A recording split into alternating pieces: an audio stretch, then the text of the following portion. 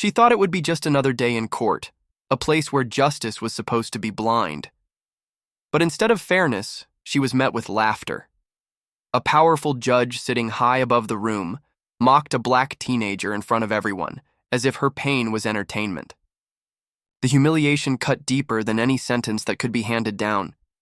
What no one realized, though, was that this teen carried a truth so powerful it would flip the entire courtroom upside down.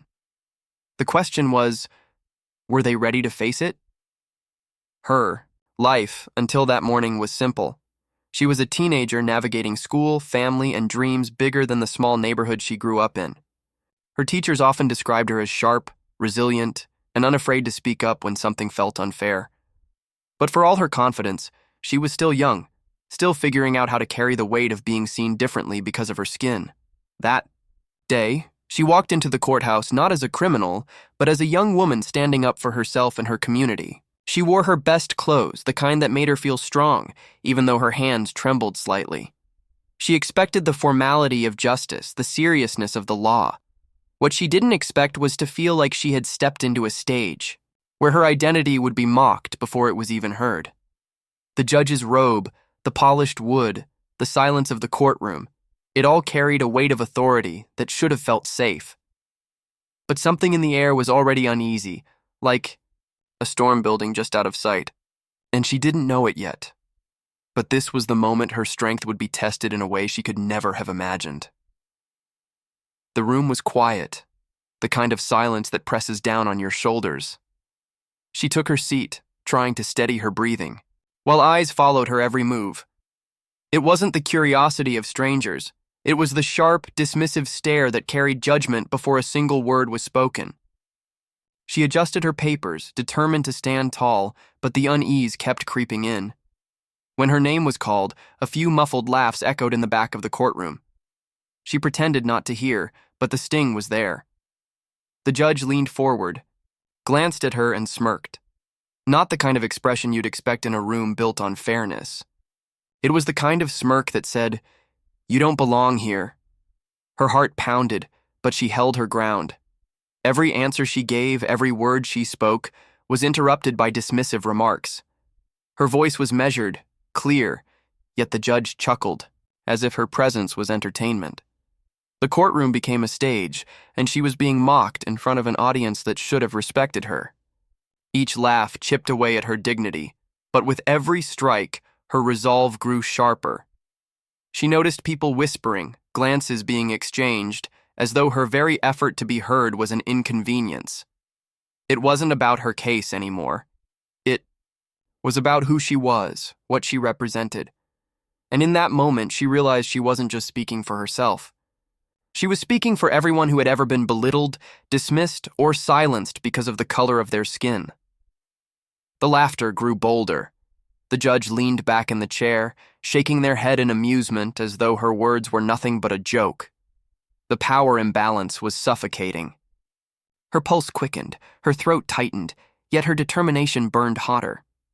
This wasn't just a courtroom. This was a test of whether she would break under humiliation or stand tall against it. And what happened next would silence that room in a way no one could have expected. The laughter had grown louder, echoing against the walls of the courtroom, each chuckle sharper than the last. Her voice, steady but burning with restraint, was drowned beneath it. And then, it happened.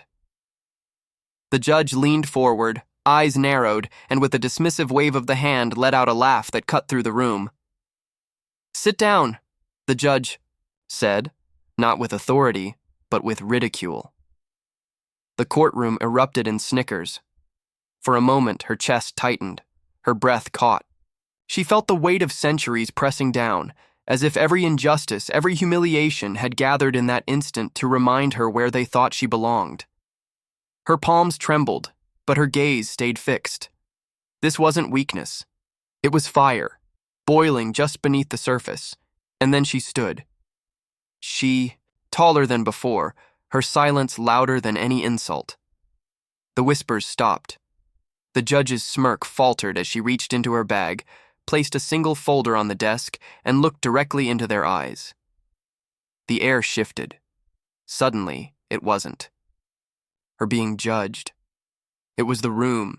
Inside that folder was the truth, the power she held, the role she played in shaping decisions that reached far beyond those four walls.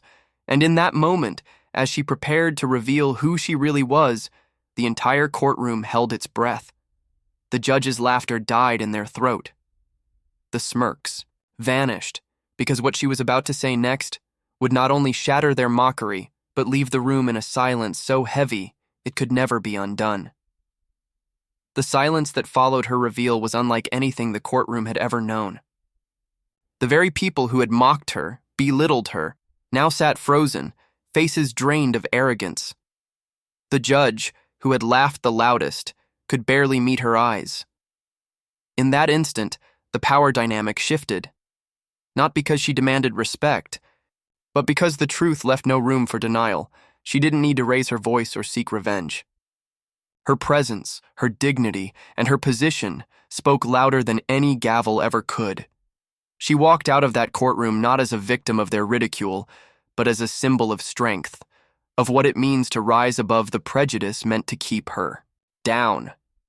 But even as she left, the weight of the moment lingered. Because her story was not just hers, it was a mirror reflecting the reality millions face every day. A reality where talent, intelligence, and humanity are too often overshadowed by the color of one's skin. The impact was undeniable. For some in that courtroom, it was a wake-up call they would never forget. For others, it was a reminder of the biases they refused to confront. But for her, it was something deeper. Proof that standing tall, even when mocked, could turn humiliation into history. Her story forces us to ask, how many more lives, how many more moments will it take before dignity is given without condition? Before respect is not earned through power, but granted through humanity? The room went silent that day. But will we? Or will we finally speak, act, and change what should have never been acceptable in the first place?